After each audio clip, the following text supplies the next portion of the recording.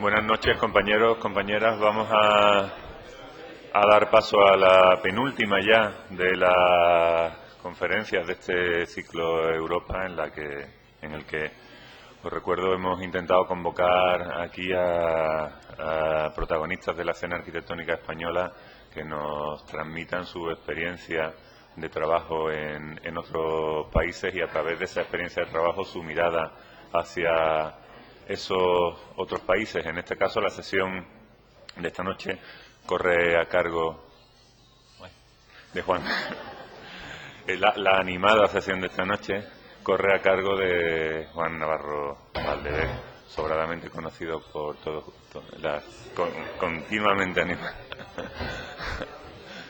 Bien, Juan Navarro es...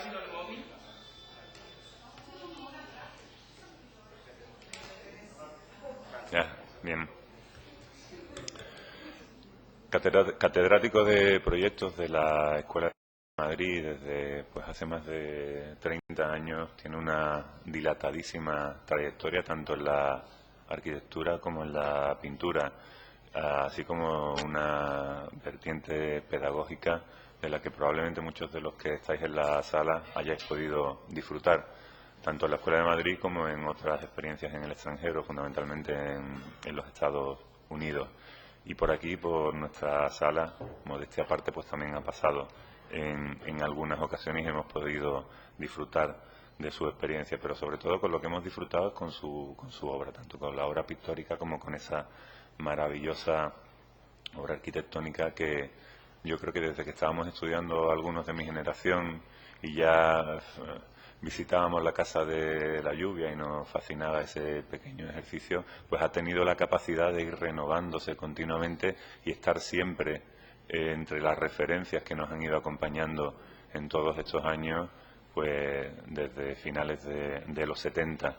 Desde esa pequeña Casa de la Lluvia a los teatros del Canal, pasando por obras cercanas como los Molinos de Córdoba o de Segura y, bueno, el teatro, el Palacio de Congresos de Salamanca. Yo creo que podemos explicar a través de esa magnífica experiencia un recorrido muy intenso, muy personal, pero también muy explicativo de la realidad arquitectónica de nuestro país. Ahora le voy a dar paso, pero antes quería agradecer la presencia en esta actividad, el compromiso con esta actividad, con el colegio y con, en definitiva, lo que la cultura supone, de la empresa que nos acompaña esta noche, que es la empresa Forestam. Está con nosotros José González Limón, su director general, en quien quiero personalizar ese agradecimiento del colegio y por ese entendimiento de que no solo una empresa como la suya, que es una empresa centrada en la ingeniería, en las renovables, que es algo tan decisivo, tan fundamental, tan necesario en los proyectos de arquitectura actual, tanto en el diseño, en el proceso de cálculo y desarrollo del propio proyecto, como luego en la aplicación de esos sistemas a la obra. Decía que le quiero agradecer que el entendimiento de que el haber entendido que una empresa no solo debe estar presente en esos acompañamientos de nuestra tarea de proyecto, nuestra tarea de definición de unos materiales o de unas técnicas, sino también es bueno que nos acompañen en todas estas actividades que en definitiva nos forman como arquitectos y nos llevan a entender, por qué no, también esos sistemas. Ahora voy a ceder la palabra agradeciéndole, insisto, ese apoyo al colegio y a sus actividades. Muchas gracias, Ramón.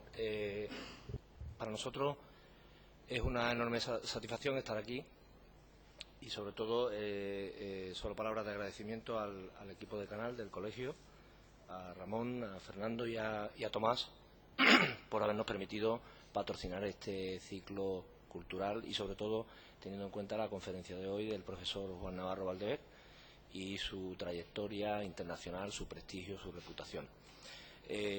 Yo únicamente, como sabemos perfectamente que la persona importante aquí es él, dar simplemente tres ideas importantes que creo de conexión entre el mundo de la arquitectura, que sois vosotros, y el mundo de las empresas que nos dedicamos a fomentar, a desarrollar las energías renovables y que hemos apostado desde el principio por ellas, en nuestro caso desde hace más de 12 años. Ahora mismo el entorno económico es un entorno económico muy complejo, muy difícil. Vosotros mismos desde vuestro propio cuerpo de arquitectos estáis notando una caída importante en la actividad. Nosotros, de nuestra vinculación en la edificación, también hemos notado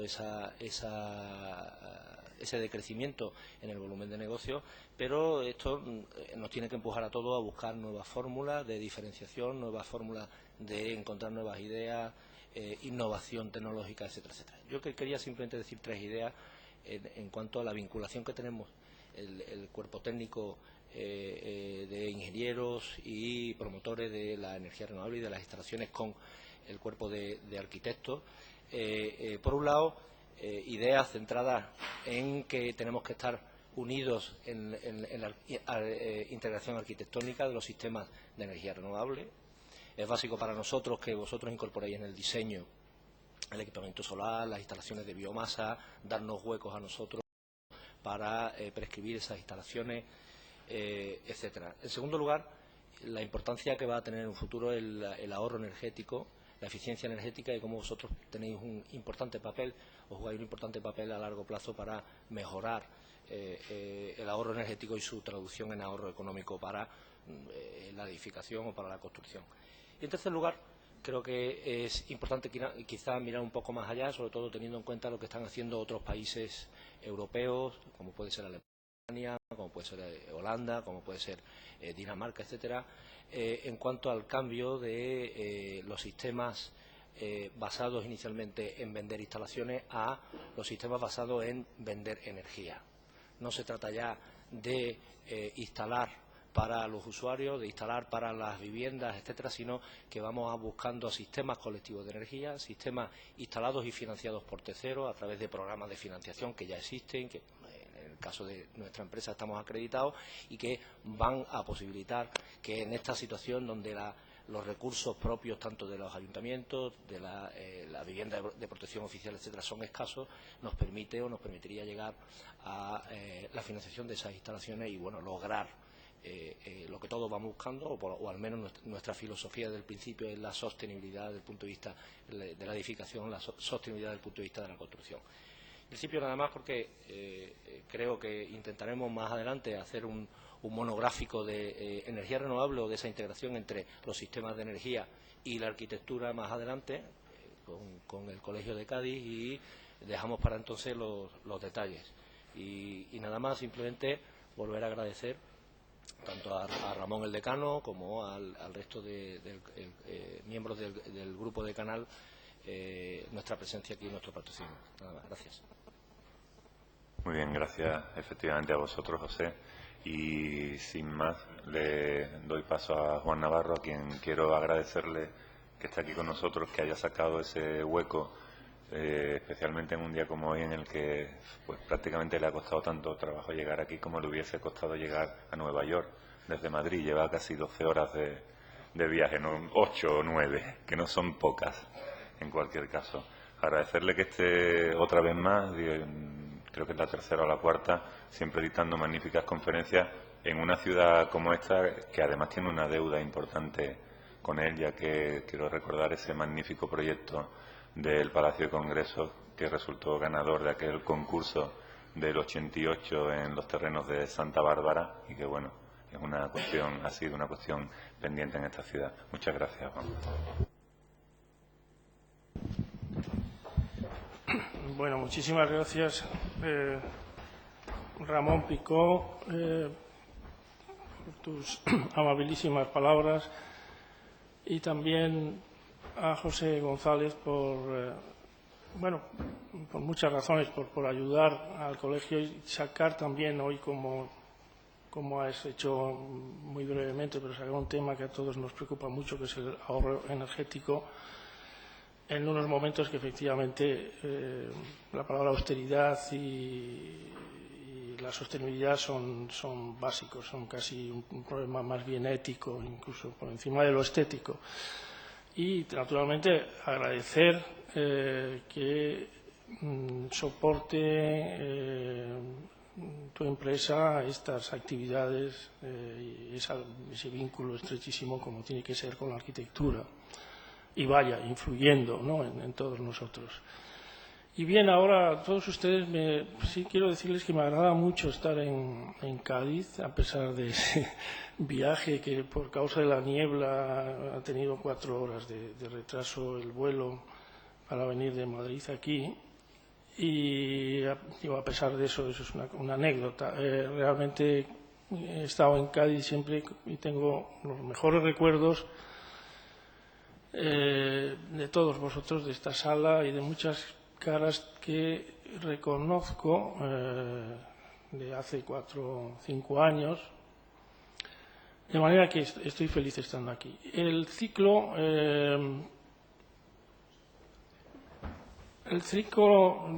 de conferencias tenía como tema hablar de arquitectura que se hace fuera y dentro de España, digamos, fuera en Europa o en algún país extranjero y en España. Y yo pensé pues hablar de 3 proyectos. Uno que está en Holanda y otros 2, uno de ellos que está en Barcelona, es un departamento de investigación económica en la Pompeu Fabra. Y el tercer proyecto del que voy a hablar es el Museo de la Evolución en Burgos, que se ha inaugurado este verano pasado. El proyecto de Holanda, yo creo que podemos poner los 3 para ir hablando. El primero, a la primera imagen, ¿no? No. La primera imagen.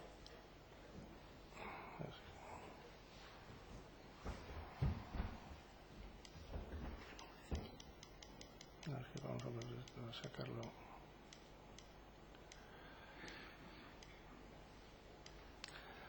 Estos serían los tres proyectos de los que voy a hablar.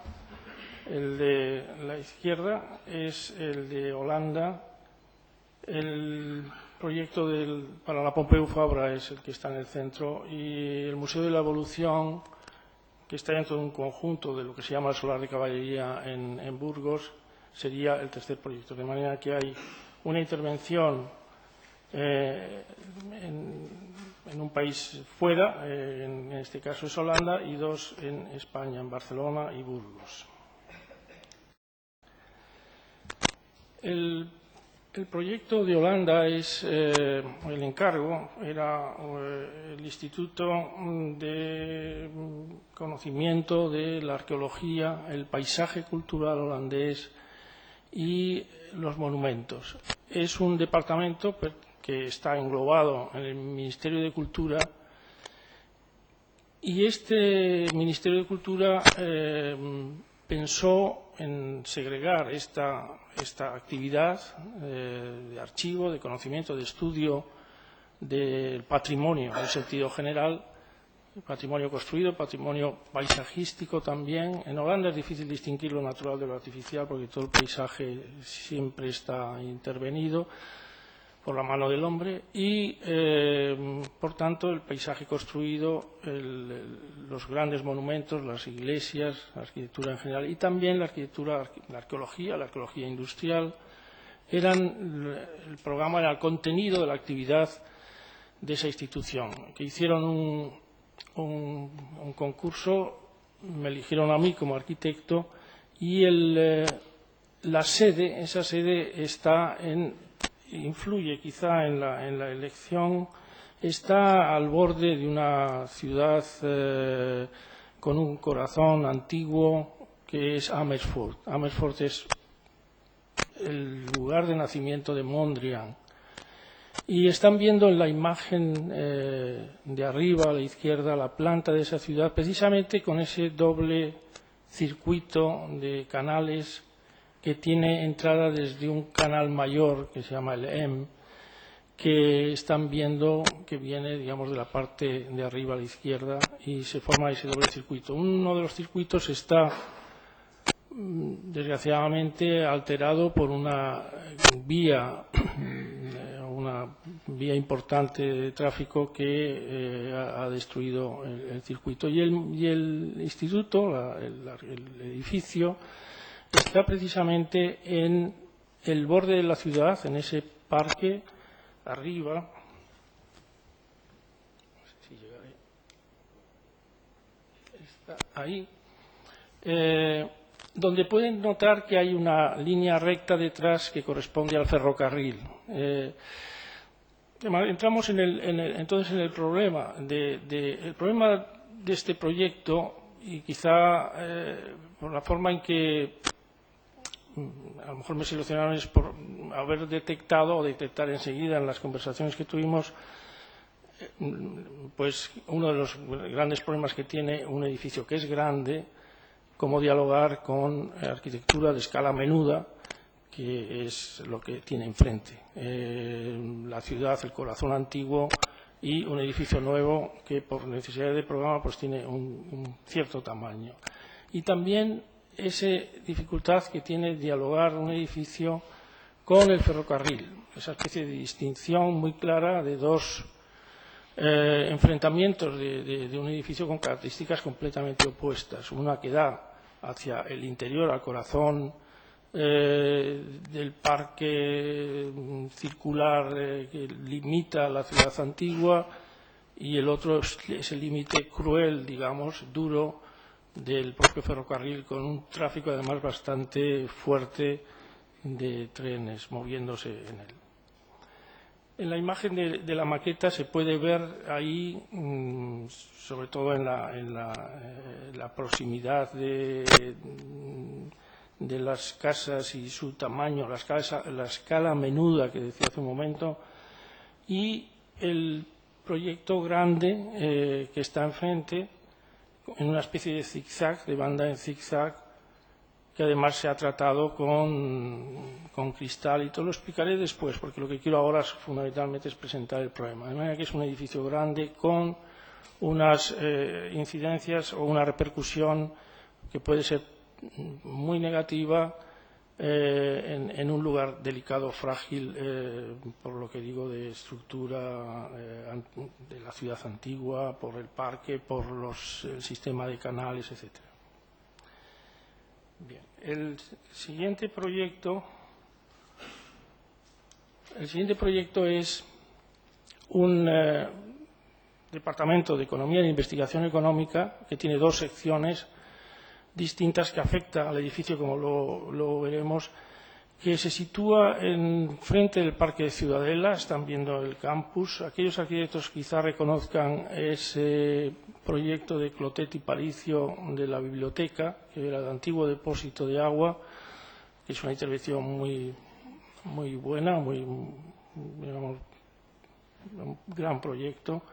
Y luego ven esa manzana, que eran unas manzanas militares que pertenecen ya a la Universidad Pompeu Fabra, donde han hecho una serie de rehabilitaciones pues, varios arquitectos catalanes. Esto fue también es un encargo que viene de un concurso que se realizó hace varios años para construir las manzanas que precisamente vemos en la parte de abajo, que serían...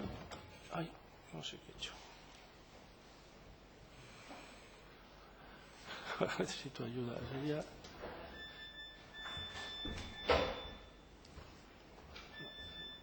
Sería la anterior, son las anteriores.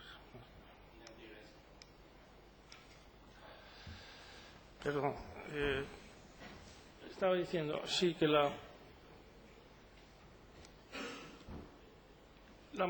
esta manzana estaba proyectada en el concurso de manera que pudiera descomponerse en unidades más pequeñas. La idea era poder construir paso a paso la manzana completa, que de hecho ya en este momento estamos proyectando el resto, y fue, como digo, viene como consecuencia de un concurso que se celebró hace pues, casi 10 años o 8 años. y que ganamos nosotros, y esta otra manzana lo ganó el equipo de Enric Miralles y Acevillo, exacto, y Pepa Acevillo. Pero solamente se ha construido este pequeño objeto que hemos hecho nosotros.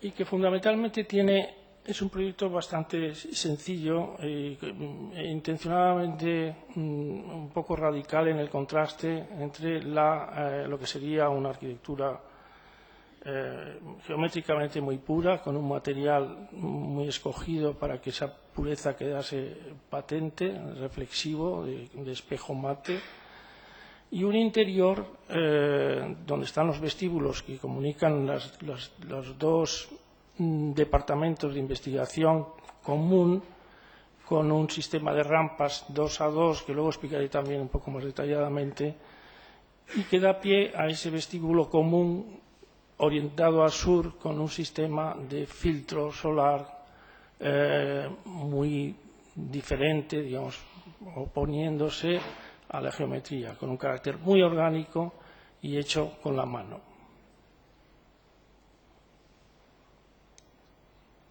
No sé qué estoy haciendo, no sé si funciona, ahora sí.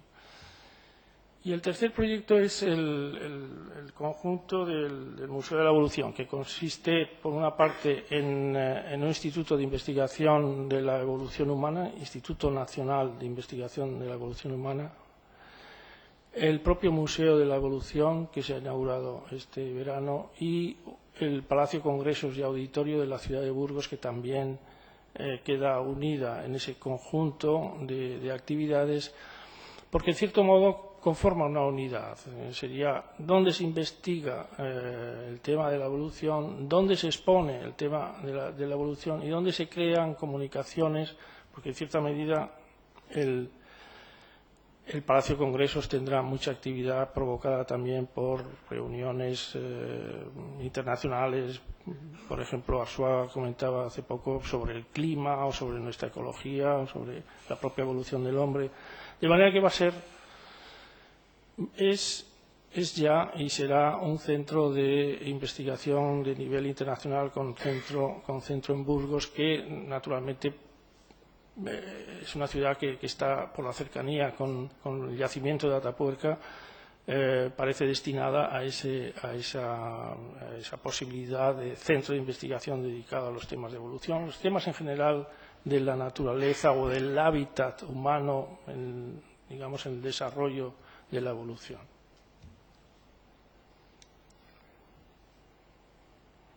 Bueno.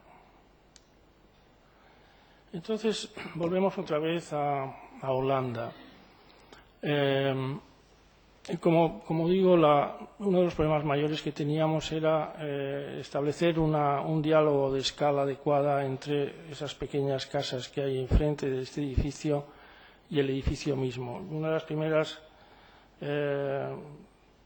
visiones que tuve acerca de cómo resolver ese conflicto era creando una arquitectura que tuviera un carácter frágil, en cierto modo invisible, vinculado a los cambios atmosféricos. Crear de ese telón de arquitectura un telón que recogiera la misma vitalidad que la naturalidad de los cambios del paisaje. Yo recuerdo que claro, en cierto modo el cliente es un cliente naturalmente hipersensibilizado al tema del patrimonio, la conservación del patrimonio y el diálogo con la arquitectura antigua y con el paisaje, de manera que tenía que afilar mucho, por así decirlo, mi concepción del edificio para que fuera aceptado. Y lo que hice fue explicar el edificio a partir de una pintura de Riesdel, porque prácticamente, si se fijan, esta pintura refleja el propio contenido del edificio. Es patrimonio del paisaje, la arquitectura rural, la arquitectura culta, digamos, la arquitectura del monumento que se ve en el horizonte y la luz.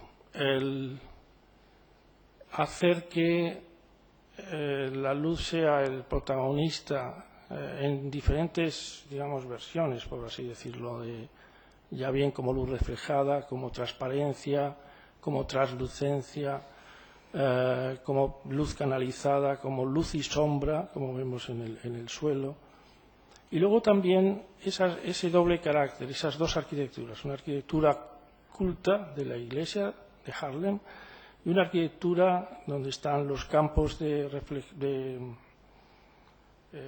bleaching field, son los campos donde hacen el blanqueo de las telas que vemos extendidas en el suelo delante de esas casas.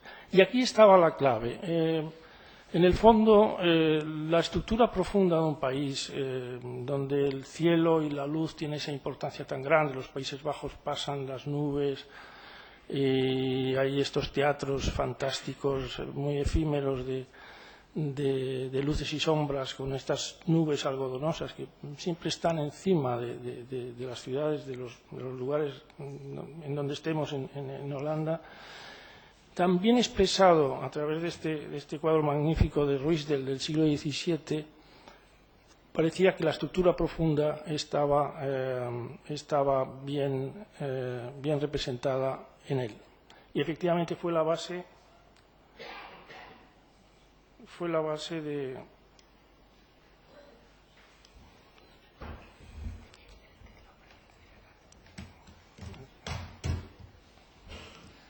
del proyecto. En las primeras explicaciones que dábamos a nuestros usuarios era explicarles el proyecto como un híbrido de esos dos cuadros que se ven, de esos dos recuadros dentro de la pintura de Ruysdael. Las nubes y la luz algodonosa de la pintura de Ruysdael y una arquitectura de grandes faldones y variable formalmente que vemos en el recuadro de abajo. Y luego nos meteremos en una iglesia por dentro y también allí habrá una influencia. Yo creo que la imagen de la derecha efectivamente expresa esa integración, esa suma, esa metamorfosis del cielo y la arquitectura en el edificio que proyectamos o que hicimos.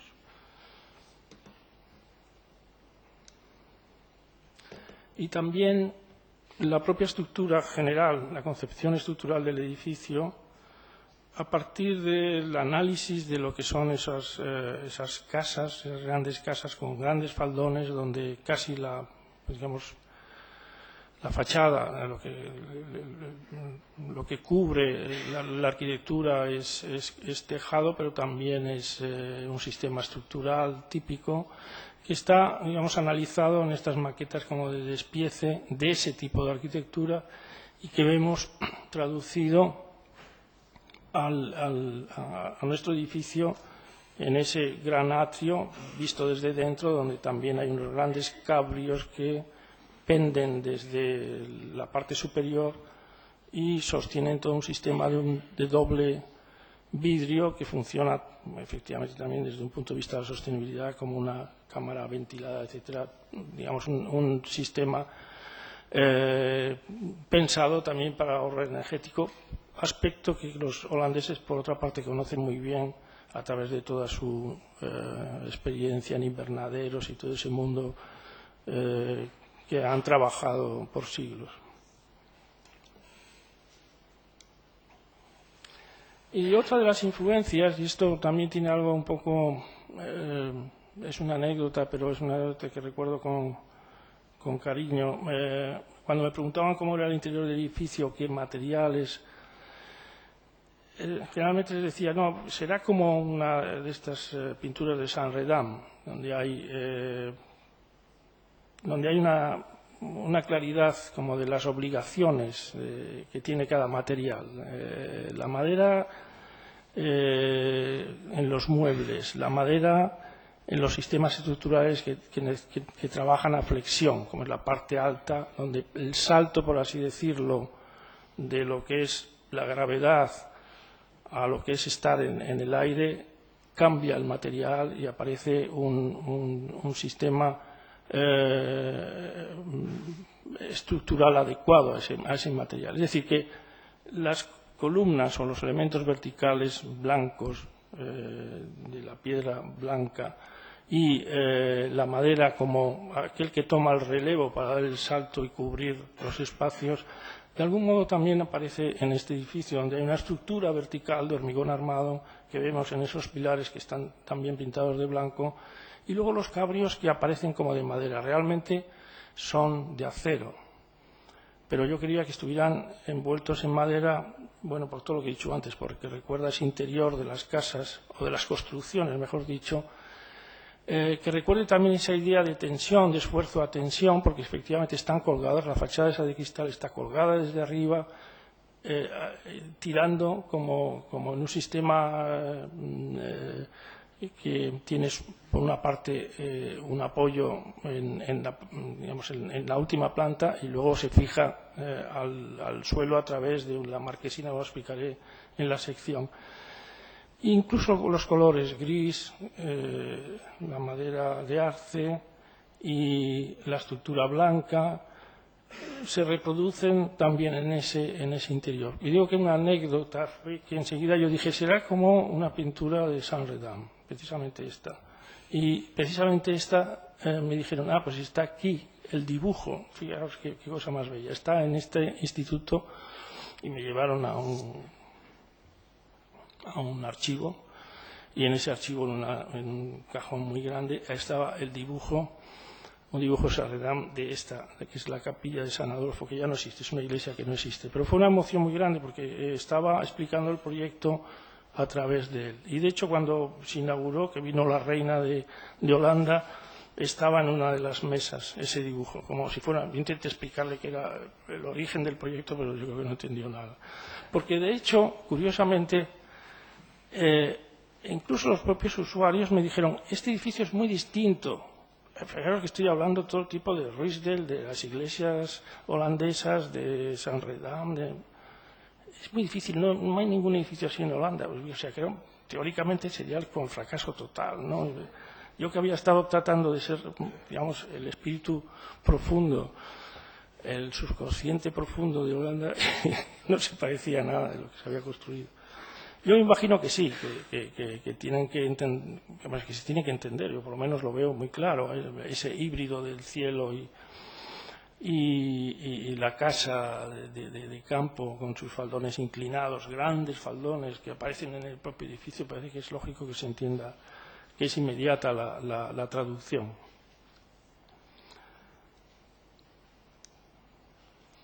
Esta es una sección que no sé si se verá bien, pero sí explica muy claramente el tipo estructural y cómo juega con la gravedad. Es una torre de una serie de plantas con una mezanina, tiene la planta baja, 1, 2, 3, 4 y arriba 5 en la azotea. Abajo hay un aparcamiento, pero es una torre de la cual por la parte de arriba cuelga esa estructura doble del cristal. El cristal, habrán visto en las imágenes, que se pliega y se despliega con un ritmo grande y muy sencillo, digamos, de varias inclinaciones, tanto en la posición hacia el cielo como en relación a lo que tiene enfrente, que es el parque y la ciudad antigua.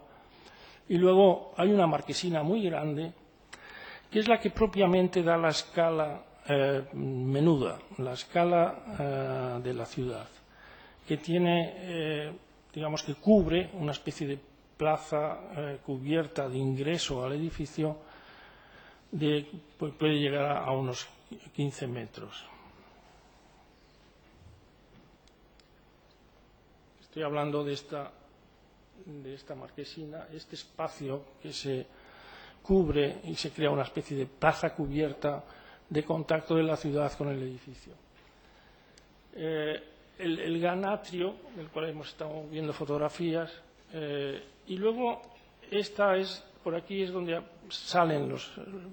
el ferrocarril y por lo tanto hay que defender el edificio de ese tráfico de trenes y de ruido, de vibraciones, y alejar la vista llevándola a las plantas más altas. Y ahí hay una visión, hacia el horizonte lejano de la parte superior. O sea que tiene, digamos, la planta refleja muchas cosas de lo que estoy explicando. Por un lado, la estructura que se asienta y a la vez cuelga. Y tiene una expresividad también respecto a los materiales, como es que antes explicaba la pintura de Saint-Rémy como una pintura donde los pilares blancos son totalmente distintos a los de madera. En este edificio también se reproduce esa diversa manera de trabajar estructuralmente. Y luego en la sección también vemos lo que es la doble fachada de cristal, con un sistema de entrada de aire por abajo, salida por arriba y también hacia el interior, como luego veremos en algunas fotografías, según el momento del año o del día, o según se quiera enfriar o calentar el interior, sobre todo calentar. Estas fueron las primeras maquetas que incluso yo no sé si se expuso hace 4 años, porque sí estaba. Son las primeras maquetas donde aparece ya el sistema de los plano inclinado con distintas inclinaciones del vidrio en 2 escalas. Se ve 2 escalas y 2 tipos de ritmo. Un ritmo grande, que es el del la cinta que se pliega, y luego un ritmo pequeño como si fuera un fruncido para avivar todas las experiencias de la reflexión de la luz. Y abajo vemos como una extensión del canal que existía al inicio rodeando toda la ciudad y que aquí queda como una muestra, una memoria de esa existencia. Eso ya no entra dentro de mi proyecto, es decir, está proyectado por nosotros y lo asumieron los que iban a desarrollar después el parque o iban a trabajar sobre él. Pero era una propuesta de intención de hacer una continuidad y atar el frente de la entrada al edificio con el resto de los sistemas de agua de la ciudad y también crear un ámbito propio. Sí, con ese sistema de agua se crea una diferencia entre la ciudad y el propio edificio. Estas son 2 plantas y una sección para explicar brevemente. La planta baja, que tiene 2 entradas, bajo la marquesina. Ay, no sé qué he hecho, otra vez. Que serían estas las entradas. Tenemos una zona común donde está la sala de actos y hay un centro de arte contemporáneo como parte del programa que contiene el edificio, que no es, digamos, propio ya del ministerio. Es una actividad propia de la ciudad más que del Ministerio de Cultura, en este sentido estricto que lo decía antes respecto al patrimonio. Y bueno, tiene un comedor y luego la planta primera, más importante, sobre la mezzanina es o la entreplanta que hay entre esa primera y la planta baja está dedicada a una biblioteca, o sea que es pública, donde hay muchísima gente siempre pues investigando.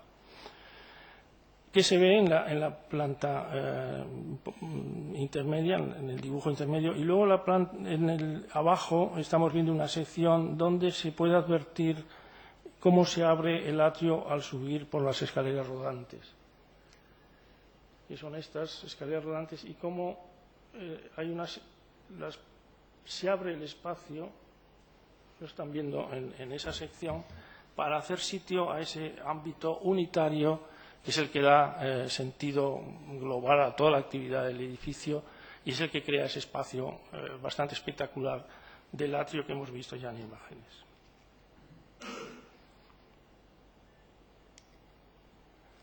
Esta sería precisamente la entrada, es decir, como entramos, subimos por las escaleras, esa marquesina con ese zigzag de luz también que se infiltra por entre la doble piel de cristal y por lo tanto hace una entrada que, aunque como he dicho tiene hasta 15 metros de profundidad, sin embargo pues está con luz de sol directa desde arriba. Y al entrar también, como digo, se abre todo el edificio, se ve sobre la entrada cómo aparecen el atrio y ese espectáculo del espacio unitario.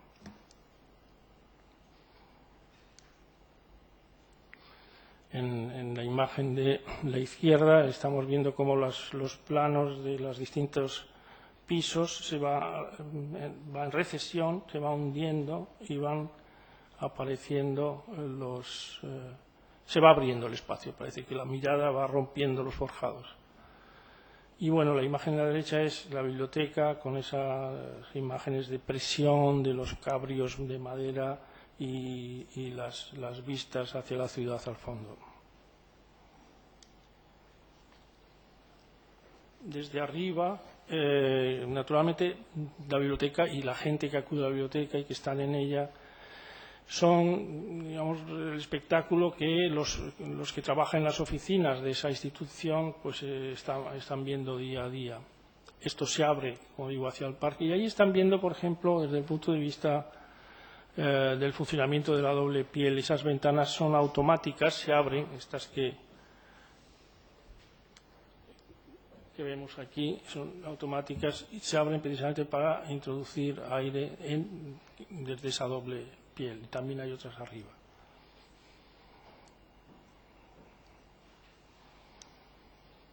Y luego ocurre dentro también lo que estamos viendo fuera, o sea, como los planos tienen distintas inclinaciones, hay planos que de pronto se iluminan al sol, como estamos viendo aquí en esa zona central, y hay planos que están a lo mejor en sombra. De manera que hay una viveza muy parecida, aunque de carácter distinto, entre el interior y el exterior.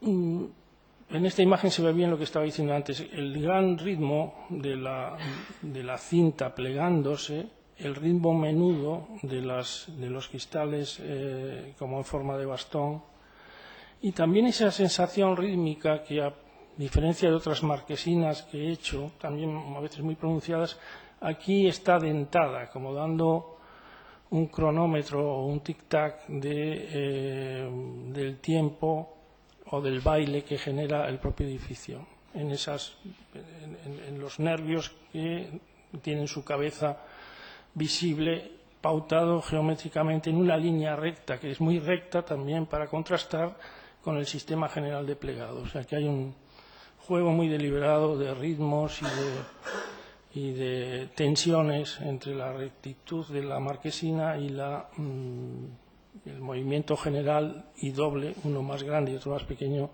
del vidrio. Y luego el vidrio, yo creo que, claro, naturalmente coge y se anima con las reflexiones de esas formas nubosas grandes y produce una segunda naturaleza de carácter virtual con el propio edificio, de manera que hay como algo buscado, que es que ese telón que podía ser opaco es un telón vivo que hace más llevadero, por así decirlo, la diferencia de escala entre la parte antigua de la ciudad y este edificio nuevo.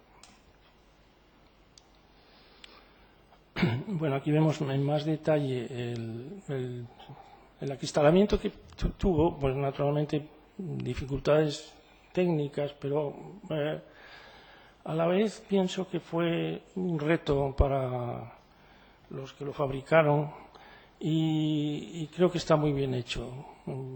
Está muy bien hecho porque tiene muchos detalles complicados desde un punto de vista incluso formal, porque hay ahora veremos incidencias cómo se resuelven. Todo esto lo teníamos muy estudiado y muy dibujado y bueno, seguramente aparecerán aquí los dibujos de la doble piel con el sistema de sostén detrás, esos cabrios que tienen ese aspecto de madera, y luego los tubos que eran verdaderamente los que resistían esa segunda piel. Quizás se vea mejor en un dibujo más próximo. Se ven las pasarelas de limpieza y mantenimiento, y lo que estaba diciendo era este es el sistema de tubos del cual se cuelgan todos los cristales de la segunda capa.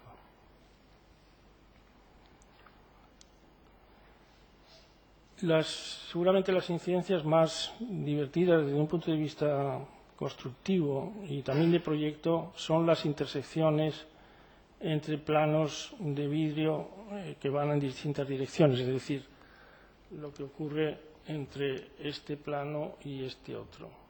Esta sección es difícil, digamos, de proyectar si no se mete uno mucho en el detalle. Quizá en esta imagen se ve más claramente. Están viendo el dibujo porque todo está dibujado en la sección de lo que luego ocurre en la realidad. Son sobre todo estas secciones, claro, al tener un vidrio curvo, pues va produciendo estos cortes que son muy interesantes, yo creo. Y luego quería decir también que el vidrio está muy bien resuelto porque estos picos no son fáciles de hacer. Y yo creo que está muy bien realizado. Son difíciles y tenías naturalmente muchísimo miedo de que fueran por un camino fácil, que es decir, bueno, pues esos picos se macizan o hacen alguna, y están perfectamente hechos. Me parece que se puede decir, ¿no? La empresa que lo hizo es Persmastelisa, ¿no? Es muy conocida en toda Europa. Creo que lo tomaron como reto y lo hicieron muy bien. También la idea de faldón, no sé cómo cuelga el vidrio digamos, sobrepasando la marquesina para dar idea del cuelgue, de esa idea de cuelgue que tiene toda la estructura. Bien. Y luego la otra parte del edificio, la otra cara, como explicaba antes, es por donde ya pasan los trenes. Lo están viendo en la imagen del dibujo de arriba, que tiene la planta baja, la entrada al edificio y esa línea. Y claro, detrás el edificio se arropa como con un abrigo, con un capote, que es de material cerámico, que parece madera, pero es de material cerámico, y luego tiene pues ya los vidrios de las oficinas hacia el horizonte, como explicaba antes. Ahí en esta imagen están viendo cómo pasan los trenes, y estos pasan además continuamente, de manera que se distingue esa fachada de horizonte alto en la parte superior y se vela o se hace opaco en la parte que el paso continuo de los trenes pudiera ser más molesto. De hecho, el edificio está completamente suspendido, está separado del suelo para evitar vibraciones. O sea, tiene unos sistemas de neopreno, de manera que todo y de hecho no se siente ni una sola vibración. Se ve cómo pasa el tren a toda velocidad al lado del edificio y no se nota ninguna vibración. Está completamente en el aire, ¿no? Independiente del suelo.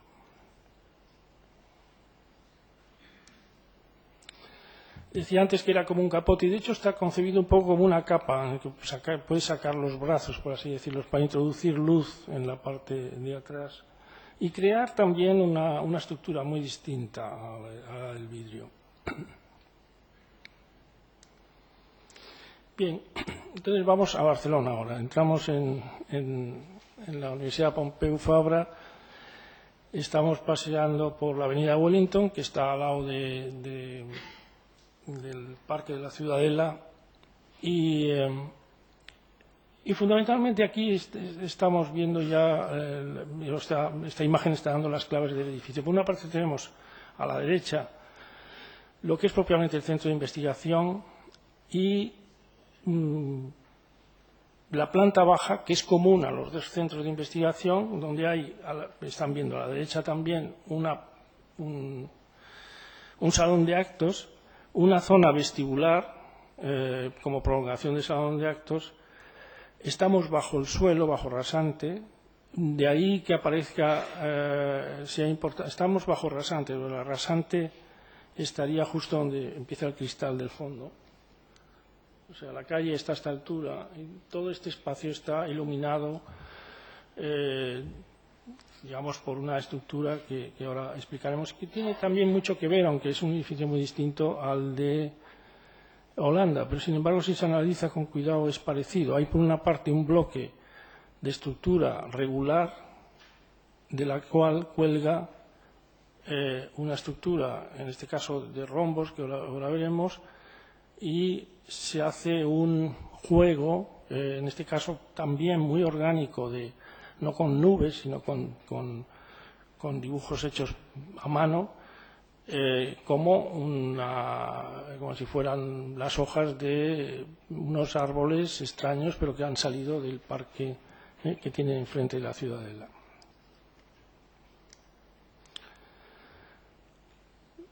De manera que existe ese lenguaje exageradamente dispar entre lo que sería una estructura regular en la parte de arriba y una estructura muy orgánica de todo esto, cerrando y filtrando la luz hacia la zona sur de ese vestíbulo a todo lo alto del edificio.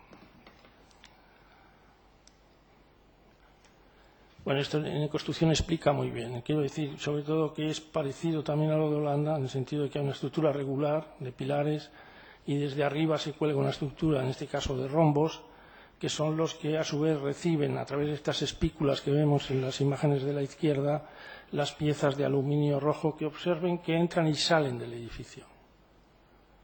De manera que la estructura de los dibujos o de los garabatos, que a mí me gusta decir así, la dibuja, entra y sale del edificio, por lo tanto hay un sentimiento de pérdida o de una cierta pérdida de el dentro y fuera. Lo veremos quizá en las fotografías. Observen que hay las espículas, estas son interiores, pero hay más imágenes fuera realmente del cristal. O sea, son, por ejemplo, aquí estamos viendo el dentro y fuera, y en esto es lo mismo. O sea que, digamos, el edificio no se acaba en el cierre, sino que continúa fuera. Y todo eso crea ese filtro de luz y también son formas, por la escala, ven una persona andando, subiendo por las rampas. La escala se reconoce como que proviene de la mano. O sea, es curioso, pero es una estructura que, como es la primera que hacía de este tipo, tenía yo miedo de que pudiera parecer gigantesca o incluso agresiva, y para nada es así, es una sensación casi de piel natural. Es una sensación de piel natural. Yo creo que eso proviene por una parte, que se reconoce que son trazos hechos con pincel, a la manera de la pintura japonesa, porque tiene mucho de vínculo de este tipo de manera de dibujar o de pintar con tinta estas manchas. Tiene mucho que ver con la experiencia de la caligrafía japonesa o también de la pintura de algunas, como Onami Koetsu, que es un pintor que tiene concretamente unas glicinias hechas así con estos brochazos impresionantes, bellísimos, y a mí me sirvió siempre como de guía para hacer esto. Naturalmente el juego donde nos lo jugábamos era en hacer tan grande este tipo de filtro solar. Pero también he de decir ahí, y eso creo que merece la pena comentarlo, que la Universidad Pompeu Fabra es una universidad ejemplar, también muy creativa, con deseos de efectivamente probar cosas nuevas. O sea, no tuve ninguna experiencia negativa respecto a una propuesta de este tipo, que podían haber dicho, bueno, eso cuesta dinero, no nos interesa para nada, ponemos un filtro normal de sol.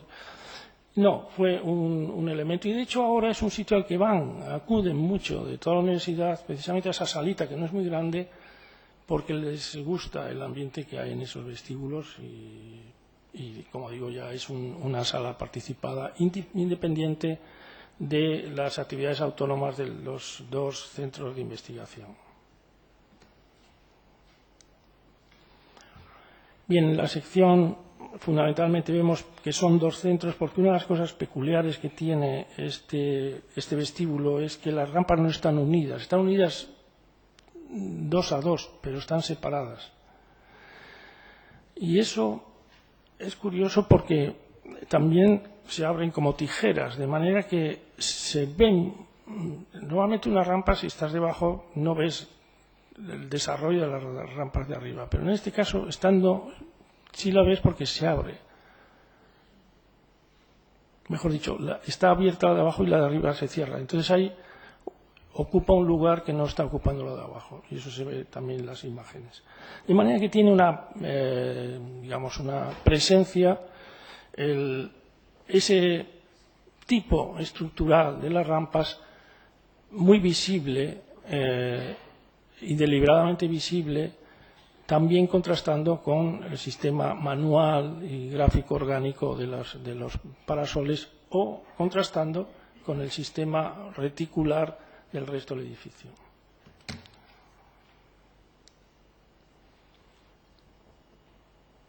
Estos son los dibujos, aparece todo ese, cómo se crea la trama sobre la estructura de los rombos, de esos elementos ya dibujados. Esto está hecho con aluminio fino, es una maqueta, lo que están viendo, pero que son exactamente igual que los grandes. Y serían, aquí se reconoce también más esa pintura o esa caligrafía japonesa, cómo es el pincel exactamente el que está gobernando todas esas formas. Y yo doy mucha importancia a que son formas que salen de la mano. La estructura de la mano como generadora de estructuras orgánicas, que en este caso pasan a ser a gran escala, que por otro lado siempre han estado en la arquitectura. Esa arquitectura ha tenido también una vocación de que el cuerpo se exprese en ella, no solo por las representaciones de cuerpos en cariátides, etcétera, sino también en todas las artesanías que se hacen intervenir, donde deliberadamente se deja que la mano deje su huella y su impronta.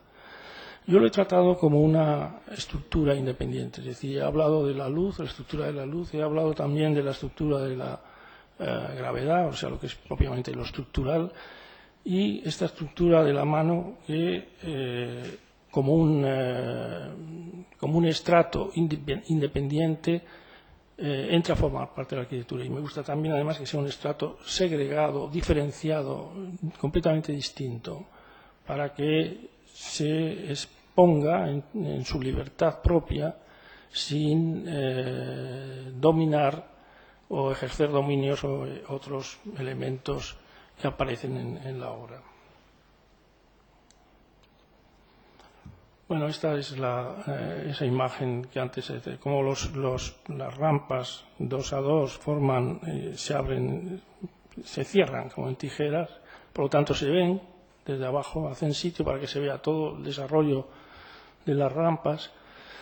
Y esta es una fotografía que a mí me gusta mucho, en cierto modo porque refleja los estratos y el tratamiento diferenciado de elementos de arquitectura, desde lo que es el cierre de la caja de cristal, que es donde están propiamente los despachos de trabajo de los investigadores, de la comunicación, y esa figura que en realidad está pintando un elemento de la barandilla de la rampa, que parece que es el desencadenante de esa energía manual que produce las formas rojas del límite del edificio, que también aquí estamos viendo cómo parte de esas formas rojas están fuera de él, o sea, lo vemos como algo que está al exterior.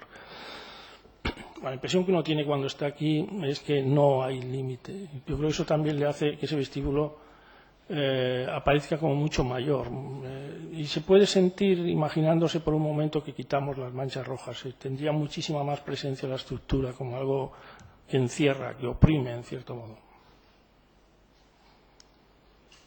Bueno, de los dos proyectos que hemos visto, Hay referencias a la luz en transparencias, en translucencias, en reflexiones, la luz y la sombra y el parecido que tiene con el efecto del interior del vestíbulo.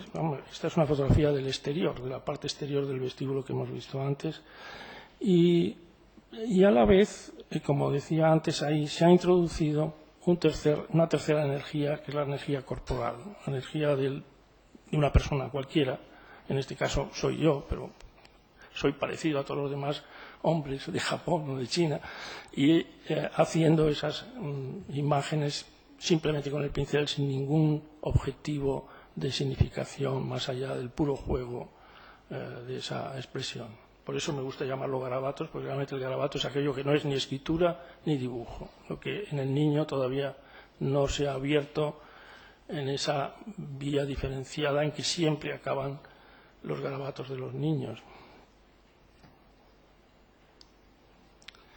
Bien, y el tercer proyecto que voy a explicar es el del Museo de la Evolución, que, como digo, es inicialmente, y cuando se hizo el concurso, iban a ser las tres actividades de la investigación, museo y congresos o auditorio en una unidad.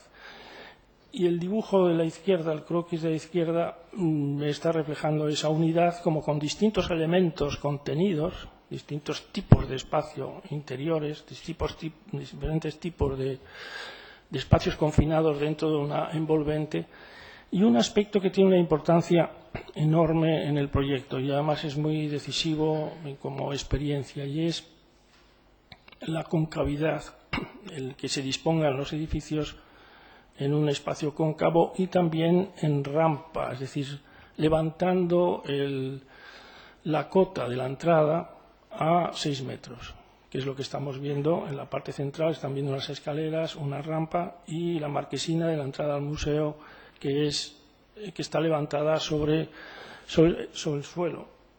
Y más cosas. Todo el edificio se orienta sutilmente hacia la catedral. Digo sutilmente porque hay una desviación de unos grados de toda la retícula que gobierna el edificio, lo cual ha producido cierta... bueno, yo creo que ha sido muy bueno, porque así todo hay que hacerlo deliberadamente. Pero, claro, hay muchas cosas que vuelven locos a los herreros, porque todo tiene una inclinación de unos grados. Y es como y se siente, cuando se está dentro, que hay una orientación. Se siente sin que se sienta, porque seguramente nadie lo siente, pero hay una cierta reorientación hacia aguas abajo, que está la catedral. El dibujo de la izquierda ya es como más claro, porque estamos viendo la recreación de una de las simas o de las tallas de lo que es propiamente Atapuerca, una recreación de eso, una cubierta para la entrada de luz y un borde de fondo que limita con las casas que están detrás. Y en esta maqueta de la derecha estamos viendo abajo la catedral, la reproducción de la catedral, porque siempre que queríamos que tuviera un diálogo entre lo que es esta nueva ciudad y aquella ciudad que estaba representada por el gran monumento de Burgos, que es la catedral, el río Arlanzón, que une ambos edificios, la orilla del río que crece y se adentra en el propio edificio, como veremos después, y también siempre desde el inicio esa desviación ligerísima de la planta hacia, en este caso hacia abajo. Se están viendo como hay una pequeña, está apuntando en esta dirección, está como mirando, como una persona que vemos de frente pero los ojos los tiene desviados.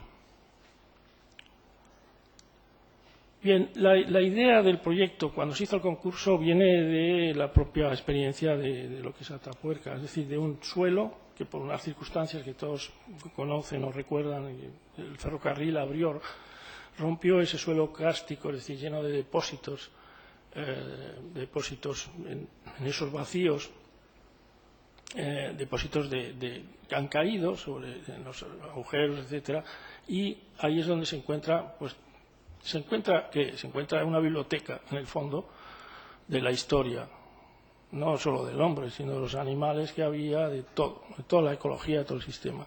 Se encuentra como almacenado, como si fuera un reloj de arena donde ha ido cayendo no solo la arena, sino muchísimas más cosas. De manera que es muy clara la experiencia en Atapuerca de la idea de la Tierra como depositaria de conocimiento, depositaria de información. Y esa idea es la que queríamos que fundamentalmente se transmitiera en toda la concepción del edificio. O sea, que es un edificio que tiene la misma vitalidad que el propio paisaje, puesto que está abierto a la luz cenital, y es el sol el que ha creado la energía y sostén de toda la vida, y también al entrar en el edificio veamos nuevamente un paisaje que es extensión de la orilla del río y que tiene unos cortes que, de alguna manera, en su interior es donde se encuentran, pues ya dentro de lo que es el proyecto museográfico, museológico, todos hay unas cosas interesantes de museos que tiene los huesos, los cráneos de Neandertal o de no sé qué anterior, del antecesor, están ahí, o sea, realmente existen de verdad, no es una réplica ni una. De manera que es como una caja preciosa, encontramos dentro de eso. Y en la imagen de arriba, es decir, que estamos viendo la ciudad de Burgos con el río Arlanzón y aguas arriba vemos en esa otra mancha roja, son precisamente las cuevas o las cavidades, las concavidades que constituyen por su relleno el contenido que están investigando los Arzuaga y sus codirectores de investigación. Arzuaga, Aydoald Carbonell y Bermúdez de Castro. Son los tres codirectores que están. Todos los veranos hay campañas de búsqueda de restos. Y en la imagen de abajo vemos el origen de esos cortes, como si dijéramos, vamos a cortar las cuevas y las trasladamos por lo menos para su estudio, como si fueran las teclas de un piano en distintos aspectos, los distintos aspectos de la evolución. Bueno, para la presentación también del concurso y de las intenciones era, por una parte, recrear un paisaje, cortarlo como si fuéramos creando simas, como he dicho antes, como las teclas de un piano y tener la información del museo dentro del suelo, debajo de él. Y que si tuviera esa sensación muy clara de que es lo subterráneo, lo que contiene, como he dicho antes, la biblioteca, esa información de todo lo que ha pasado por siglos y siglos y siglos. Y la impresión que se tendría dentro de ese museo es una recreación parecida a esto del doble negativo de Heitzer, ¿no? Que es como una excavación, naturalmente, por medios arquitectónicos. Conceptualmente, el museo, lo que es estrictamente el museo, sin los otros dos edificios, es efectivamente una plataforma del río que se adentra, se levanta y sigue entrando en el edificio, como vemos muy claramente, y el edificio es un cestito sobre ese fenómeno, sobre ese entrar del suelo en el interior. Bien. Esta sería la realidad donde aparecen los tres edificios del museo dentro de lo que es propiamente el río Arlanzón, dentro de la ciudad, y también en la maqueta a la derecha lo que está dentro del edificio. Antes comentaba que es un museo que pretende que no sea de algo, diríamos, muerto, algo que ha existido y que deja de existir. Es un museo que tiene la pretensión de que efectivamente se esté representando permanentemente el origen de la vida, que es en definitiva la entrada de luz, es el sol permanente, que es lo que hace que todo, es la energía, digamos, la gran bomba de energía que hace que todo funcione y toda la evolución sea posible, etcétera. Y una de las intenciones que tenía al inicio es hacer, como están viendo en la imagen de la izquierda, con un sistema de lamas, porque claro, esto varía mucho, la entrada de luz cenital, sea verano, sea invierno. Ahora estas fotografías están hechas en verano y están casi todas cerradas, aunque hay mucha luminosidad dentro de ese espacio. Pero hay una que está abierta y están viendo la luz del sol tocando el suelo y la vegetación. Ay, no sé qué otra vez he hecho. Están viendo esta relación. Esta relación es importante, esa relación de la bomba de energía que sostiene toda la vida. De manera que no es un museo de lo que ha pasado, es un museo que en cierto modo lo que pretende es seguir manifestando lo que pasa, lo que está pasando permanentemente.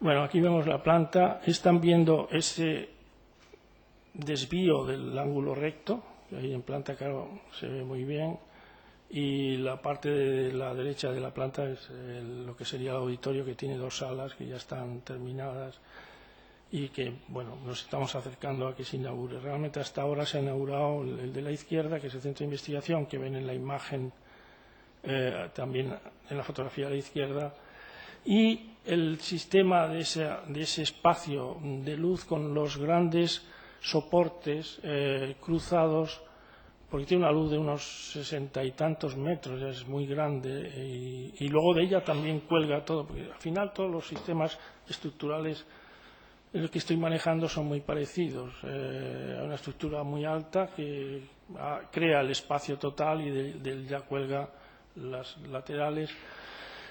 Con estas cajitas también de doble piel, de vidrio, que recuerdan un poco a las cajitas de Donald Judd, están hechas con esa intención. Son de espejo, pero un espejo mate por un vidrio que tiene relieve. Entonces, recogen mucha luz, como estamos viendo en la imagen en la fotografía, en el centro de investigaciones. De la izquierda, la parte de arriba es el mismo material que el resto del vidrio, y también tiene esa posibilidad, como decíamos, de un telón en el interior que se ve bien en la parte central, o sea que hay un espejo arriba y en el interior otro espejo que baja más, haciendo que, gobernando, por así decirlo, las vistas desde dentro. La sección que se ve abajo muestra muy bien cómo desde el río entra, digamos, la naturaleza en el espacio, y luego hay unas bandejas más, 3 bandejas que corresponden a lo que sería el resto de lo que se expone en el museo. Y siempre aparecen las secciones en la catedral enfrente. También esta fotografía muestra la viveza, porque es, como he dicho, un cristal espejo, la vida que adquiere con el sol. De manera que a veces es muy rutilante y otras veces es más reflexiva del azul del cielo. Y, la marquesina y ese movimiento, aquí también está muy claro, como todo parece que está conduciendo la vista hacia la catedral. Cuando subimos por las rampas, antes de entrar, que es a lo que se abre esta subida, y también, claro, 6 metros en una ciudad es mucho, de manera que se libra uno de todo el tema de circulaciones, aparece como es un lugar de visión panorámica. Y además a la altura de los árboles, de manera que se crea como una experiencia también de más proximidad de la vegetación, y en este caso, si seguimos la línea de la cornisa, parece que nos está indicando con un dedo el edificio importante que está al otro lado del río.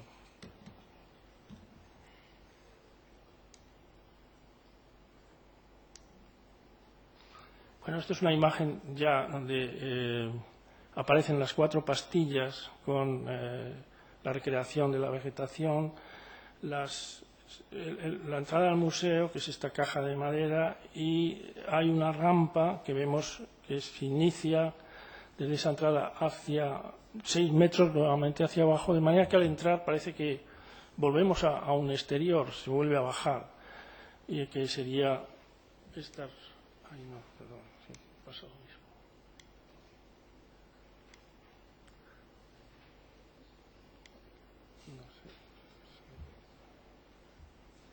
qué está pasando.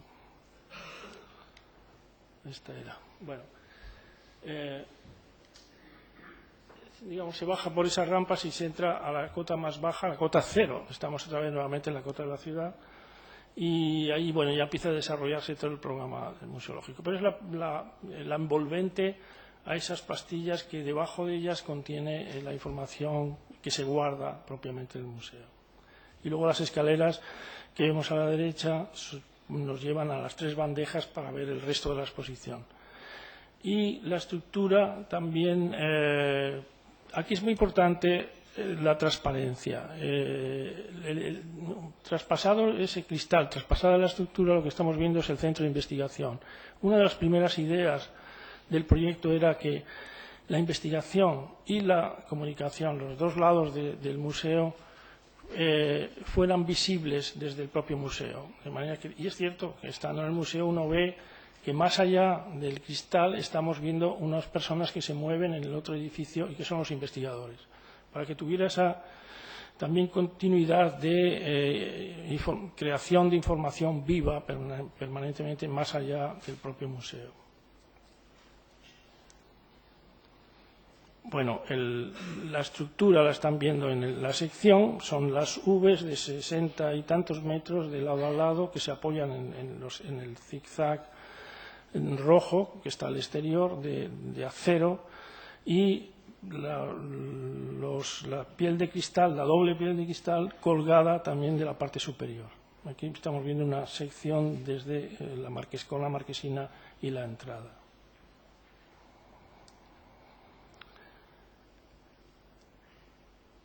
Esta imagen me resulta interesante porque se ve muy bien en la maqueta la disección, la anatomía de lo que es el proyecto, de los elementos esenciales, que son la topografía, la estructura del cesto que yo digo, de esa estructura trenzada enorme, y las vigas, que también son enormes, puesto que se puede caminar dentro de ellas, para regular todo el tema de las luces, etcétera, por la noche, por la tarde, y luego las 3 bandejas que continúan el resto de la exposición. O sea que tenemos las pastillas digamos, los trozos, los fragmentos de naturaleza, la estructura, las plataformas, y de una manera muy importante la topografía, que aparece en esa calle entre el centro, como va subiendo para ganar la cota 6, que desde la avenida principal, por así decirlo, también se hace entrando propiamente en la entrada del museo.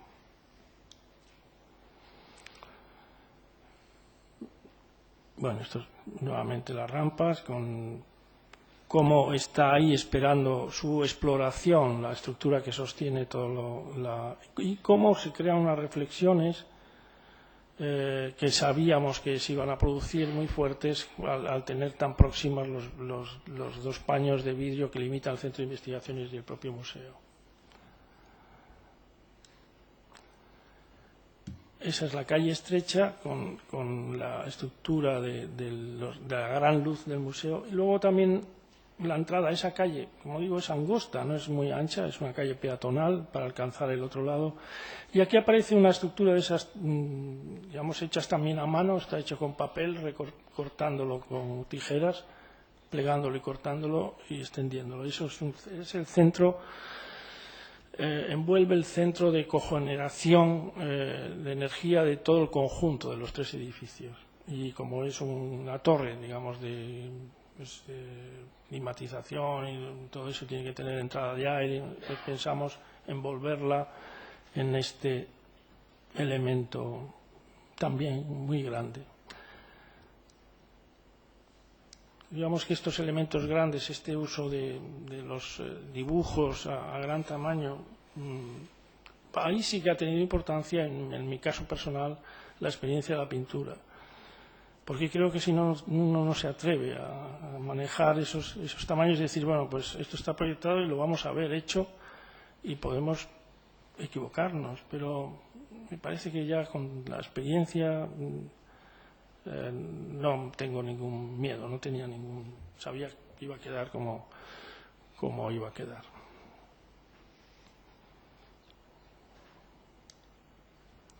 Bien, las escaleras voy a pasar más rápidamente. Estas son las dos rampas que hay a los dos lados. Una vez que se ha visto la exposición se desciende por ellas para salir nuevamente.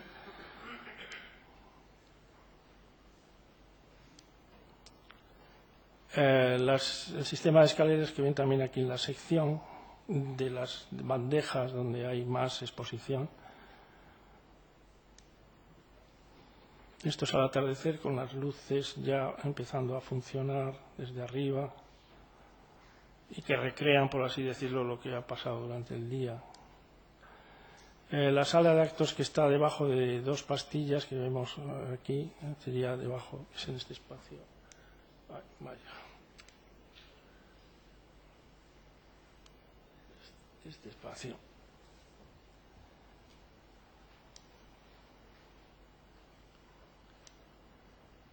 Y el despliegue, ¿no?, del cesto que yo llamo, se está viendo en lo que es el frente, los laterales y la parte de atrás. Fue bastante cuidadoso el proyecto de la jardinería, tanto la que está dentro como la que está fuera. La que está fuera, si se fijan, y sobre todo ahora con el tiempo más, no es un jardín municipal típico, sino que tiene unas intenciones paisajísticas que lo aproximan a la zona de Atapuerca, y hay todo un estudio donde vienen detalladas todas las especies. De manera que hay una sensación como de paisaje natural. Y el interior, los fragmentos, si se fijan, es del cuadrado de arriba, que también tiene ese desvío del ángulo que aparece en todo el edificio. Hay como 3 cortes o 4 cortes, y ahí luego se ha reproducido en estos jardines en el interior. La luz entrando por arriba. Y bien, con esto termino, pero simplemente decir que la mayor parte de los temas conceptuales grandes de los que he hablado hoy son, por una parte, la estructura con una expresión propia y asociada al material, con el ejercicio de sus esfuerzos diferenciados, que yo lo pensaría que está dentro de la constelación, dentro de mi trabajo, que es no solo de arquitecto, sino también de pintor, dentro de la constelación de la gravedad, dentro de los trabajos hechos para hacer visible o tener experiencia de la gravedad. Hay ahí desde una pintura que está hecha por gravedad, en un sistema de caída de la pintura negra, la rueda que cae, la cúpula de Salamanca que está flotando, la idea de flotación o de cuelgue aparece en muchos proyectos, también en Altamira la idea de que se abre, la estructura sostenida por detrás, porque si no, no se podría rasgar con esa limpieza, ¿no? También unos vanos o unas luces muy grandes, el columpio, el aro, en fin, son obras que no están ni en arquitectura, ni en pintura, ni en escultura. Están un poco en donde le toque cada momento y dentro de mi trabajo. Y luego viene la constelación de la luz que vemos en el centro, donde hay pinturas. Hay también elementos de arquitectura. Y la tercera constelación, la de abajo, es la que corresponde a la mano, es decir, a lo que es los garabatos expandiéndose e incorporándose en la arquitectura como un estrato del orgánico que toca, impregna, como la aurora con sus dedos rosados, el universo de los hombres. Y bueno, pues nada más, muchas gracias.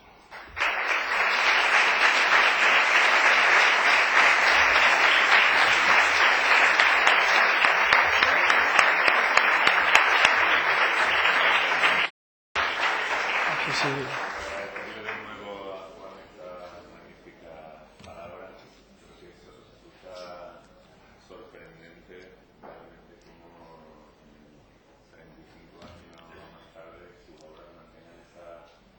Esa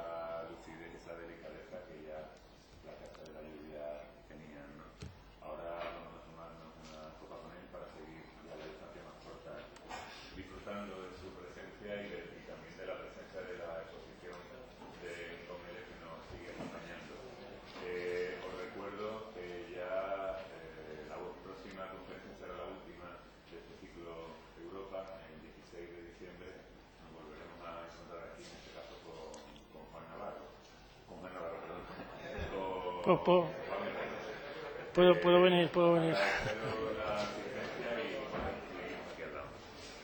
Muchas gracias. Bueno, gracias.